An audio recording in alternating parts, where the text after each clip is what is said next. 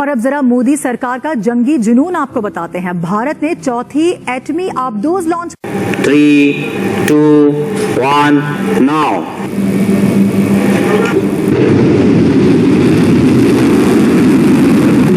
5,000 kilometre तक ले गए। अग्नि 4 जो है वो 4,000 किलोमीटर। ठीक है जी। अब अग्नि 4 जो है वो 3,000 किलोमीटर भी इन्होंने, मैंने बताया आपको, 2012 में किया था। सो ये क्या इंडिया करना क्या चाहता है? व्हाट इज द पर्पस क्या है? क्यों वो जिसे कहते हैं ना एडा कादा रौला पे है that they have to do this. ठीक है जी। ये इनकी स्ट्रेटेजिक फोर्सेस कमांड और जो defence research and development organisation है, ये सारे ये इन चीजों में they work hand in glove. बड़ा सरप्राइज हुआ हूँ ये देख के, क्योंकि ये आप जानती हैं कि ये मिसाइल ऐसा है कि अब पाकिस्तान को अपने डिफेंस का सोचना पड़ेगा। जंग को आप अगर भारत के अंदर लेकर नहीं जाएंगे तो वो नापाक और जलील दुश्मन आपका वो अखंड भारत और हिंदू राष्ट्र बनाने के लिए जंग को आपके घरों के अंदर लेकर आएगा। मिसाइल उन्होंने लॉन्च किया है और ये बहुत बड़ी बात है, गेम चेंजर वो कह रहे हैं। हमारे यहाँ पे गेम चेंजर सीपैक को कहा जी। मैं इस मिसाइल के ऊपर आपको बताना चाहूंगा। देखिए, मैं अपनी पिछली कुछ वीडियो में मैंने आपको बताया था, पूरी दुनिया को बताया था कि इंडिया जो है ना टेक्नोलॉजी में बहुत आगे चला गया हुआ है। जो हम लोग पहले नहीं मानते थे इस बात को, बिल्कुल हम इस बात को डिनाई कर देते थे कि इंडिया हमसे आगे नहीं जा सकता।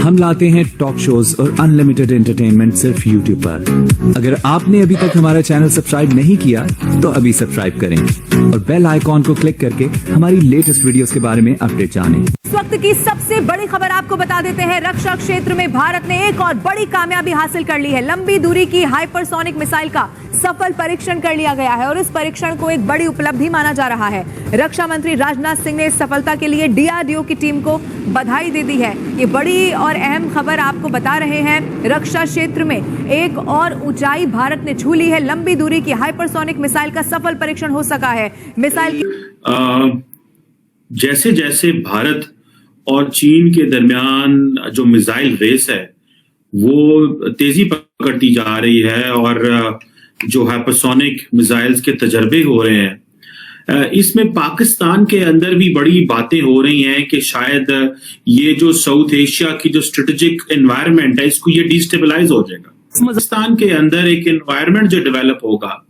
चाइना ने हाइपरसोनिक जो न्यूक्लियर वेपन डिलीवरी सिस्टम का जो टेस्ट किया, ये एक स्ट्रेटेजिक शिफ्ट है। इसको पाकिस्तान में ये समझा जा रहा है कि ये एक स्ट्रेटेजिक एनवायरनमेंट के हवाले से। अब इंडिया जो है उसने भी रिसेंटली एक टेस्ट किया और वो जो टेस्ट था उसने ऑब्वियसली पाकिस्तान को भी ये देखें, वो चाइना के हर एरिया में हमला कर सकते हैं और इंडिया ने अपनी जो क्रेडिबल न्यूक्लियर डेटरेंस एस्टैब्लिश की, उससे पाकिस्तान जो है वो ऑब्वियसली उसके लिए मजीद खतरा है, क्योंकि मिसाइल रेस तो चाइना और इंडिया की है, लेकिन पाकिस्तान के लिए एक ये जो मिलिट्री मॉडर्नाइजेशन है ये एक इम्पॉर्टेंट चीज। आप देखें कि अगर इंडिया जो है वो बहुत ज्यादा पैसा लगा रहा है, ठीक है, वो बहुत ज्यादा पैसा लगा रहा है मिलिट्री इक्विपमेंट को बाय करने में, तो पाकिस्तान के जो डिफेंस पॉलिसी मेकर्स हैं उनके पास क्या ऑप्शन है? क्या हमारे पास फंड्स हैं कि हम artificial intelligence, big data analysis, quantum computing और क्वांटम सेंसिंग एंड बायोटेक्नोलॉजी में पैसा लगा सकें? क्योंकि अभी जो इनोवेशन होगी वो साइंस एंड जो अभी जो टेक्नोलॉजी पैसा लगेगा वो साइंस एंड इनोवेशन पर लगेगा। और मॉडर्नाइजेशन चाहिए आपको कन्वेंशनल फोर्सेस में भी और न्यूक्लियर फोर्सेस में भी। और अगर पाकिस्तान ने इस चीज के ऊपर ध्यान ना रखा, पाकिस्तान के डिफेंस प्लानर्स ने ध्यान ना रखा, तो जो एक जो डेटरेंस पाकिस्तान ने एस्टैब्लिश की है, क्या वो हमसे वापस जा सकती है? क्या इंडिया जो है वो पाकिस्तान से बहुत आगे निकल जाएगा? क्योंकि एक तरफ तो हम देख रहे हैं कि जी चाइना की और जो एक यूनिक मिसाइल कैपेबिलिटी है, ये अब इंडिया उसको मैच कर रहा है अपने बैलिस्टिक मिसाइल डिफेंस शील्ड से और हाइपरसोनिक क्रूज मिसाइल से। और ये जो है अभी वो आपको जिस तरह पता है कि वो S-400B बाय कर रहे हैं। उधर से आप देखें कि जो Indian prime minister Narendra Modi हैं, उन्होंने रिसेंटली ये कहा कि जो ममालिक हैं उनको इंडिया को जो है वो इन्वेस्टमेंट करनी चाहिए। वो कह रहे हैं कि जी माहौल बदल रहा है उन्होंने कहा माहौल बदल रहा है, इंडिया मस्ट इनहैंस अपनी मिलिट्री कैपेबिलिटी को इनहैंस करें। और देखिए अगर वजीर आजम लेवल पे ये बंदा बातें कर रहा है तो ये देखें वो क्या उसके सिग्निफिकेंस हो सकते हैं। उधर चाइनीज जो है वो भी लगे हुए हैं। अब चाइना को अगर आप देखें तो चाइनीज बात कर रहे हैं जी कि हमें अगले 100 साल की बात करनी है। ये जिहाद के ट्रक की बत्ती के पीछे लगा रखा है, इसकी जान छोड़ो, मैथ पढ़ो, इंग्लिश पढ़ो, इसके बगैर गुजारा नहीं है, इसके बगैर गुजारा नहीं है। ये जो लोग आपको रोजाना जिहाद कहते हैं, इन्होंने हिस्ट्री की किताबें नहीं पढ़ी हैं, आपके डीएनए में जिहाद नहीं है।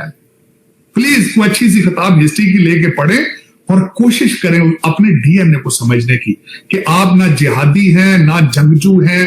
आप उन लोगों में नहीं, ये अफगान, ये तरकश, ये ईरानी हीरोज की ये उनकी ये छोड़ दें उनके पीछे जाने की, लोकल हीरो ढूंढे आप अपने जैसे। मैं जिस तरह कहता हूं आपकी मैं मिसाल देना चाहूंगा और मुझे पता कई लोगों के कलेजे को लगनी है।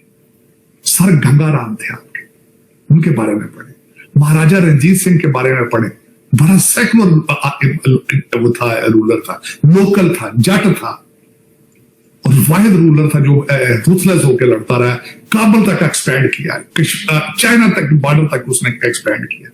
और मैं उसकी किताब पढ़ रहा था एक दफा खुशवंत सिंह की, उन्होंने लिखा कि जब काबुल के अंदर हर साल वो परेड करता था महाराजा रंजीत सिंह, और जो उसके जत्थे को लीड करता था हमेशा मुसलमान होता था, जो जनरल आगे उसके जत्थे को लीड करता। यहाँ पे फकीर फैमिली आप देखें लाहौर के अंदर, जो फाइनेंस मिनिस्टर था उसका, ही वाज वेरी सेकुलर। इनके बारे में कोशिश करें कि लोकल हीरो देखें। आपने गौरी मजाहिर बनाया था तो अगलों ने कह दिया था चेंज करो नाम, ये हमारा है, अपना लोकल हीरो, अपना लोकल कोई नाम रखो मजाहिर का। तो ये खुदार अपना माइंड सेट चेंज करें अगर कर सकते हैं। और ये बिल्कुल गलत बातें जो लोग आपको बताते हैं, चूरन बेचते हैं, चूरन। खान साहब के मैं पूछना ये चाहूंगा, खान साहब के 3 बच्चे लंदन में बैठे हैं, वो क्यों नहीं जिहाद कर रहे यहाँ पे आके? तो साजिद साहब इस पे तो मुझे एक बात ये याद है, आपने कभी गौरी उन्होंने नाम ले लिया तो अब अपना कोई नाम ढूंढे, तो मेरा तो ख्याल है कि इमरान खान ही ढूंढे। अब इमरान खान के नाम पर कोई बना दे मिसाइल, या वो खुद भी खैर किसी मिसाइल से कम नहीं है। सुरक्षा में सेना कोई कसर नहीं छोड़ना चाहती।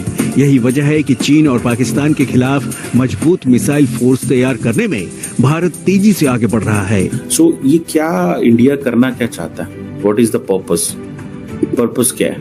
नरेंद्र मोदी आएगा हमारे ऊपर और फिर जो तबाही मचेगी, फिर जो खंडरात होंगे इस मुल्क में, अस्तगफुरुल्लाह, आप गजा को भूल जाएंगे। डीआरडीओ की नई एंटी शिप मिसाइल से कोई भी दुश्मन हिंदुस्तान की तरफ आंख उठाने की हिमाकत नहीं कर पाएगा। हिंदुस्तान के अवाम को क्या चाहिए? अवाम को मिसाइल चाहिए या फिर रोटी चाहिए? देखिए, मिसाइल चाहिए या रोटी चाहिए, इन बात को आप जरा इसी बात को देख लें। आप फिलिस्तीन में जो कुछ हो रहा है, उनके पास कुछ नहीं है ना, मिसाइल नहीं है तो उनके पास रोटी भी नहीं है। तो आपको ये वीडियो कैसा लगा कमेंट बॉक्स में जरूर लिखिए। इस वीडियो को लाइक कीजिए, शेयर कीजिए, सब्सक्राइब करना ना भूलिए आपके चैनल EFC और Z को। तो मिलते हैं अगली वीडियो में। जय हिंद।